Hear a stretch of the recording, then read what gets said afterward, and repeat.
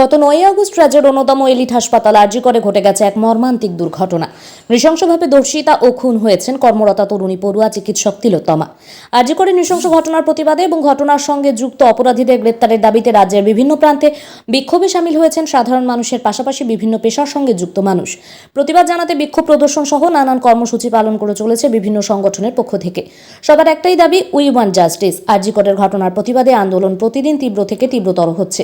আরজি কর কাণ্ডে বিচার চেয়ে রবিবার সন্ধ্যায় বৃষ্টিকে উপেক্ষা করে মাথায় ছাতা নিয়ে পথে নামলেন আসানসোলের মূকবধির ছেলেমেয়েরা।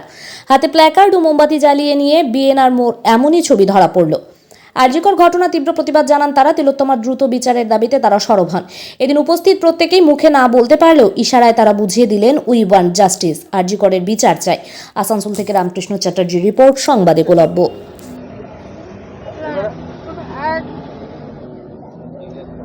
এরা বলছে আমরা প্রতিবন্ধী হয়েও আমরা রাস্তায় এসে দাঁড়িয়েছি, যে আমাদের যে মেয়েগুলো যে আছে তাদের স্বাধীনতা কি আছে, তারা রাস্তাঘাটে কি করে চলাফেরা করবে, তারা যদি ঠিকভাবে চলতে না পারে, ফিরতে না পারে, তাহলে তাদের স্বাধীনতাটা কি আছে? মেয়েদের কি কোনোদিন স্বাধীনতা হবে না? মেয়েরা কি ঠিকভাবে রাস্তাঘাটে চলতে পারবে না? মেয়েদের কি কোনো ইচ্ছে বা অনিচ্ছে বলে কোনো জিনিস নাই?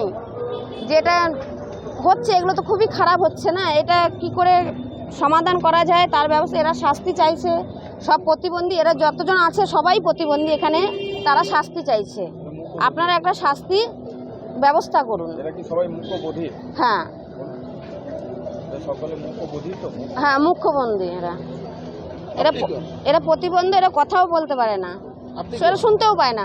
আমি কিছুই হই না এদের সঙ্গে, কেন আমি বরাবরই এদের বোবাদের সঙ্গে থাকি, এদের সঙ্গে আমার ভালো লাগে, তাই আমি যেখানে যা হয় আমি এদের সঙ্গে সবসময় যাওয়া আসা করি। এদের কোনো সুবিধা অসুবিধা হলে আমাকে ডাকা হয়, হ্যাঁ আমার যাওয়া হয়। আপনার নাম? আমার নাম কণিকা বিশ্বাস।